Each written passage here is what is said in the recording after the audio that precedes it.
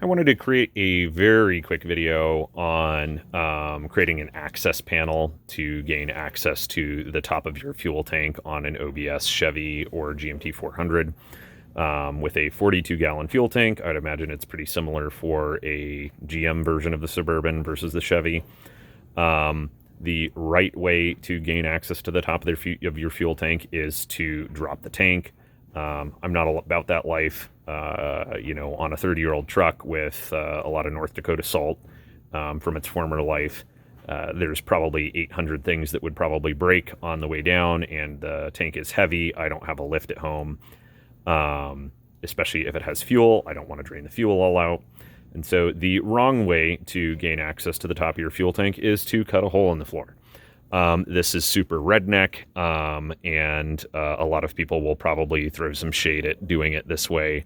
But at the end of the day, if you need to do this yourself, I recommend it. It makes it a lot easier. This is super cheesy. I couldn't find a access panel to replace the, empty gap in the hole of the floor. And so I just got a piece of sheet metal, got a hinge. Hinge was probably unnecessary, but I kind of imagined it making it easier to get in and out of here. At the end of the day, I still sealed it with silicone, which, do you need to do it? Maybe, maybe not. I didn't want any exhaust or moisture coming up through the floor. So that's what I ended up doing. This is super redneck. I'm not going to try and claim otherwise, but it made my life a lot easier. And in this case, the reason I was doing this was because years ago, I came in here and replaced the fuel pump when I was trying to diagnose some weird running issues. Turned out it wasn't the fuel pump at all, but I had cut the hole in the floor at that time. The thing that most recently happened was my fuel sending unit was showing empty at about half on the gauge, and it's always gone slightly over full whenever I filled it. But recently, it was no longer going down towards empty. It was getting stuck at about halfway. And so I figured my sending unit probably was bad because the sending unit is 31 years old. But lo and behold, when I took my sending unit out, I found that the plastic anti-slosh tray that sits in there and then the float rides inside of had worked up off of its pillars and was blocking the path of the sending unit, which that's really not a thing that I think anybody would be able to reasonably diagnose without taking the sending unit out. I'm not a phenomenal mechanic. I will admit firsthand, I don't know. I will admit right away that I am a parts changer, an aggressive parts changer.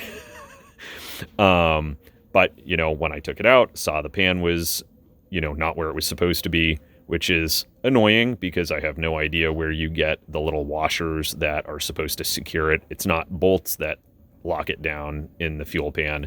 It's little kind of ribbed washers that go down on top of a pillar to secure that pan in place. So what I did was I got the fuel sending unit out, tossed that, on a piece of cardboard in the garage, got the loose washers, placed them on top of the pillars, hit them with a stake, staking punch, which hopefully has deformed them enough so that they will not then again walk up the pillars again, and my fuel, sender will continue to go up and down as it should.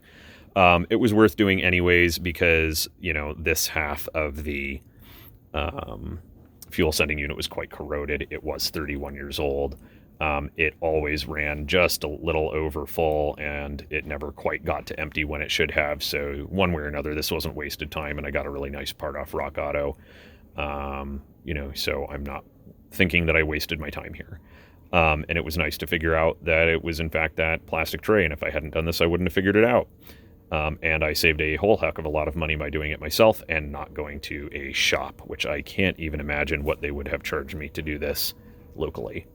So if you are needing to gain access to a 42-gallon fuel tank in the back of your Chevy Suburban, first off, word of caution, gasoline is incredibly flammable, and when you are operating power tools and or cutting implements, you are very likely to start a fire if there is a leak of fuel in this area, and a great way to cause a leak is by cutting just a little bit too deep and hitting those fuel lines.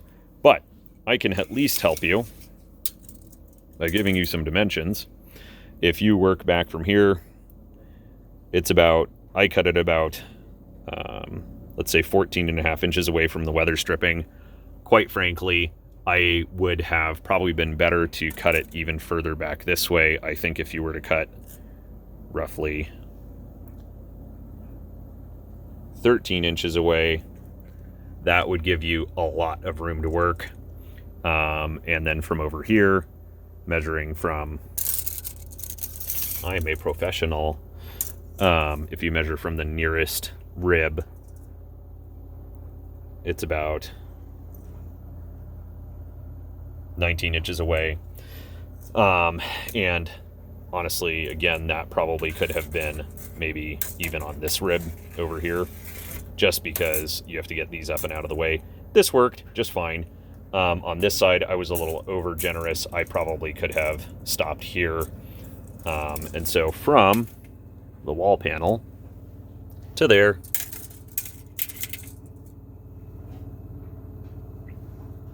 I don't know, roughly 17.5 inches.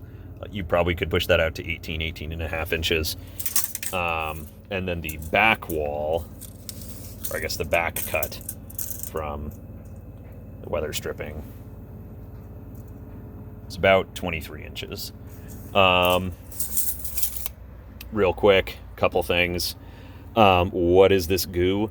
It's my favorite lanolin-based anti-rust additive. I did notice that these two guys were starting to get pretty crusty rusty, and I really don't want to go replace those fuel lines anytime soon if I don't have to. And the old fuel pump did have a lot of shmoo and corrosion on top of it, and I just figured, why not? Are there reasons probably not to do it? Sure. I did it anyways, so you can do with that what you will. This electrical line gets replaced. When you replace the sending unit, it goes over to the left frame rail on top, just behind the left rear wheel. And assuming you can get it out, it's pretty easy just to shoot this across. So you don't have to deal with trying to squeak that out of the fuel sending unit. It can be done. I did not want to do it.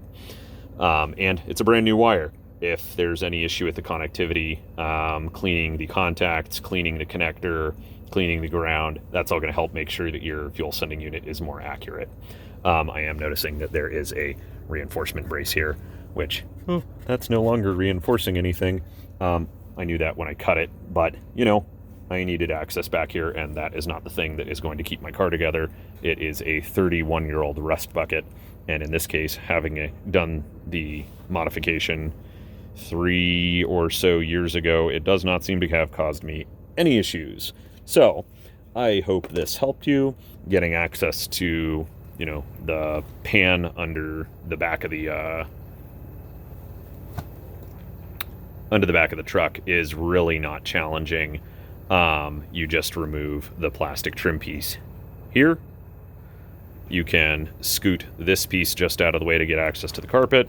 I took this side off because it wasn't in there correctly the last time I did this.